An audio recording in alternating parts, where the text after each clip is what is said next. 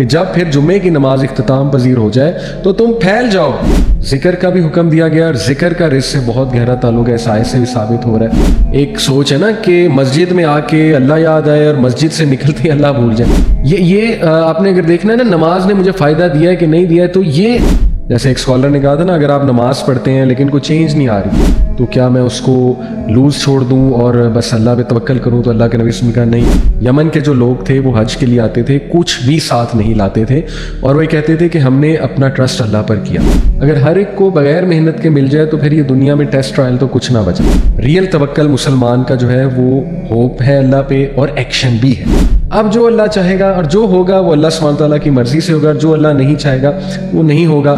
ناپسند کیا گیا ہے اس چیز کو کہ تم کسی سے مانگو، یعنی زکریہ علیہ السلام نے بھی محنت کی ہے، کارپینٹری کی ہے، ٹھیک ہے۔ بندے کی ریلائنس تب تک کریکٹ نہیں ہو سکتی، سچی نہیں ہو سکتی، ہم تو بڑے ویژن کے ساتھ اگر نہیں جائیں گے تو تھوڑا بہت بھی نہیں ہوگا۔ اس لیے تمام کی تمام امیدیں اللہ پہ، تمام کی تمام امیدیں اللہ پہ، کہ آپ کے دل میں، آپ کا دل اس بات کی گواہی دے دے گا کہ تو دعا نہیں کریں گے تو توکل کیسے آئے گا، ٹھیک ہے۔ تو دعا ہم نہیں کرتے، بہت سے لوگ اللہ معاف کریں۔ اللہ نے قرآن مجید میں فرمایا فَإِذَا قُضِيَتِ الصَّلَاةُ فَانتَشِرُوا فِي الْأَرْضِ وَابْتَغُوا مِن فَضْلِ اللَّهِ وَاذْكُرُوا اللَّهَ كَثِيرًا لَعَلَّكُمْ تُفْلِحُونَ۔ سورہ جمعہ کی آیت نمبر 10 ہے کہ جب پھر جمعے کی نماز اختتام پذیر ہو جائے تو تم پھیل جاؤ، کہاں پہ؟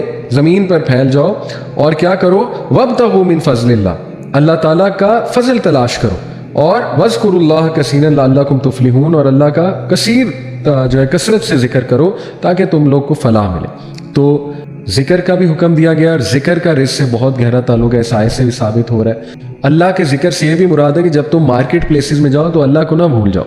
یہ تو سیکولر ایک سوچ ہے نا کہ مسجد میں آ کے اللہ یاد آئے اور مسجد سے نکلتے ہی اللہ بھول جائے، مسجد سے نکلتے ہی ہم بھول جائیں ہم مسلمان ہیں، ہم نے سچ بھی بولنا ہے، وعدہ خلافی بھی نہیں کرنی ہے، کمٹمنٹ بھی نبھانی ہے، کسی کو دھوکہ نہیں دینا ہے۔ تو اسلام سے مسجد تک نہیں ہے، یہ تو اللہ کہہ رہا ہے جب مسجد سے نکلو، جمعے کی نماز سے نکلو تو پھیل جاؤ رزق تلاش کرنے میں، لیکن وَاذْكُرُوا اللَّهَ كَثِيرًا لَعَلَّكُمْ تُفْلِحُونَ، اللہ کو نہیں بھولنا، اللہ کو یاد رکھنا ہے کہ بھئی ابھی مسجد سے نکل کے نماز کا یہ آپ نے اگر دیکھنا ہے نا نماز نے مجھے فائدہ دیا ہے کہ نہیں دیا ہے، تو یہ آپ کو دیکھنا پڑے گا کہ مسجد سے نکل کے کیا کریکٹر ہے اور معاملات میں آپ کا کیا کریکٹر ہے۔ ادروائز آپ کو پتہ ہے پھر وہ عبادت نہیں، وہ تو عادت ہے۔ جیسے ایک اسکالر نے کہا تھا نا، اگر آپ نماز پڑھتے ہیں لیکن کوئی چینج نہیں آ رہی تو پھر وہ عبادت ہے، عادت ہے، عبادت نہیں کر رہے آپ۔ تو اللہ تعالیٰ ہمیں توفیق دیں یہ سمجھنے کی۔ اسی طرح دیکھیے ایک صحابی نے نبی صلی اللہ علیہ وسلم سے پوچھا تھا نا کہ میرے پاس ایک شی کیمل ہے تو کیا میں اس کو لوز چھوڑ دوں اور بس اللہ پہ توکل کروں؟ تو اللہ کے نبی صلی اللہ علیہ وسلم نے کہا نہیں، tie your camel and then have faith in Allah, کہ تم اسباب اختیار ضرور کرو۔ یہ ترمذی کی جو ہے نا وہ حدیث ہے۔ اسی طرح ایک اور حدیث ابن عباس صلی اللہ علیہ وسلم سے منوی ہے کہ the people of Yemen use to perform Hajj without taking any provision with them. Yemen کے جو لوگ تھے وہ حج کے لیے آتے تھے، کچھ بھی ساتھ نہیں لاتے تھے، اور وہ کہتے تھے کہ ہم نے اپنا ٹرسٹ اللہ پر کیا، اور پھر وہ حج پرفارم کرتے تھے، مکہ کے لوگوں کے پاس آتے تھے اور بھیک مانگتے تھے آگے، اللہ معاف کرے۔ تو اس پر اللہ سبحانہ و تعالیٰ نے سورہ البقرہ کی آیت نمبر 197 جو ہے یہ نازل کی۔ وہ آیت ہے کہ and take provision with you for the journey but the provision the best provision is التقویٰ۔ اللہ نے کہا کہ ایسا نہ ہو کہ تم بغیر کچھ لائے وہاں آ جاؤ، کیونکہ دیکھیں نا اللہ سبحانہ تعالیٰ کے بھی بنائے ہوئے کچھ اصول ہیں، اللہ کی بھی سنت ہے نا۔ اگر ہر ایک کو بغیر محنت کے مل جائے تو پھر یہ دنیا میں ٹیسٹ ٹرائل تو کچھ نہ بچا۔ اس لیے اپنی پروویژن ساتھ لاؤ، لیکن بہترین پروویژن جو ہے وہ تقویٰ ہے۔ تو یہ بہت خوبصورت جو ہمیں واقعہ ملتا ہے۔ تو اس لیے ریئل توکل مسلمان کا جو ہے وہ ہوپ ہے اللہ پہ، اور ایکشن بھی ہے۔ With a calm heart, a peaceful self and a truthful faith. کس چیز پر فیتھ؟ کہ اللہ تعالیٰ اب میں نے محنت کر لی ہے، سامان تیار کر لیا، اب جو اللہ چاہے گا اور جو ہوگا وہ اللہ سبحانہ تعالیٰ کی مرضی سے ہوگا، جو اللہ نہیں چاہے گا وہ نہیں ہوگا۔ اللہ نے دینا ہے تو ضرور دے گا، اور اگر میرے لیے بہتر نہیں ہے تو اللہ سبحانہ تعالیٰ نہیں دے گا۔ اور پھر پازیٹیو بھی رہنا اس بات پہ کہ اگر نہیں دیا تو پھر یہ بھی اللہ سبحانہ تعالیٰ کی جو ہے وہ مرضی ہے۔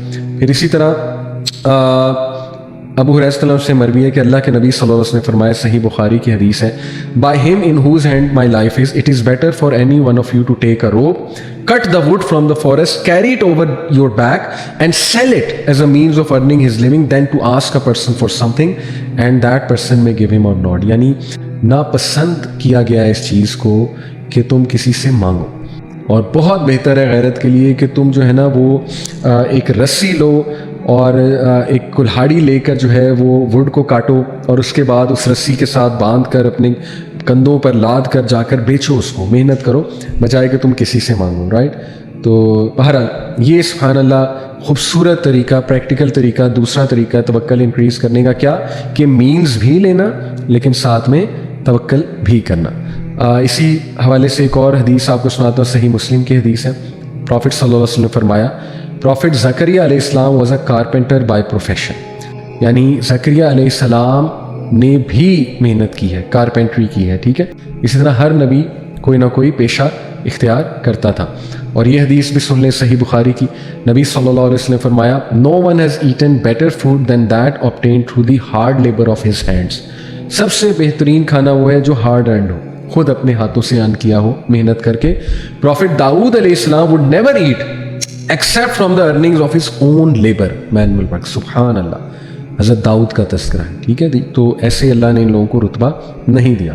اس کے بعد تھرڈ پریکٹیکل طریقہ توکل کو انکریز کرنے کا ہے توحید التوکل، یونیکنیس آف توکل۔ اس سے مراد یہ ہے کہ ایک بندے کی ریلائنس تب تک کریکٹ نہیں ہو سکتی، سچی نہیں ہو سکتی جب تک کہ اس کی پوری امید اللہ سے نہیں ہے۔ یعنی بیچ میں تھوڑی بہت امید کہیں اور ٹلٹ ہوئی، آئی انڈرسٹینڈ انسان ہیں اور کمزور ہیں، شاید یہ پرفیکشن کا درجہ ہم میں اس طرح نہیں ہے جیسے انبیاء میں تھا، لیکن بینچ مارک ہمیں ہائی ہی سیٹ کرنا ہے نا۔ ہم تو بڑے ویژن کے ساتھ اگر نہیں جائیں گے تو تھوڑا بہت بھی نہیں ہوگا، اس لیے ہم بینچ مارک سیٹ کر رہے ہیں کہ نہیں، تمام کی تمام امیدیں اللہ پہ، تمام کی تمام امیدیں اللہ پہ۔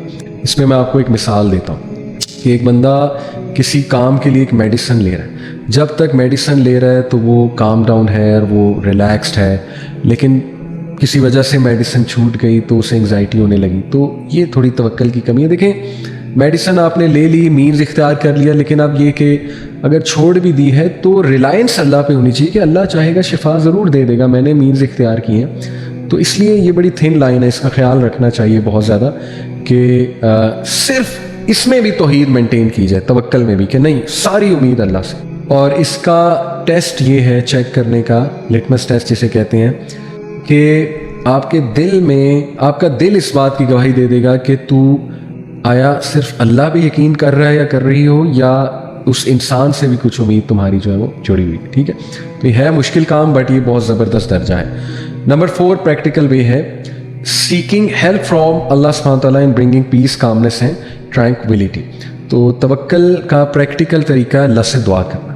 دعا نہیں کریں گے تو توکل کیسے آئے گا، ٹھیک ہے؟ تو دعا ہم نہیں کرتے، بہت سے لوگ اللہ معاف کرے اتنے ڈی موٹیویٹیڈ ہیں، دعا بھی نہیں کرتے۔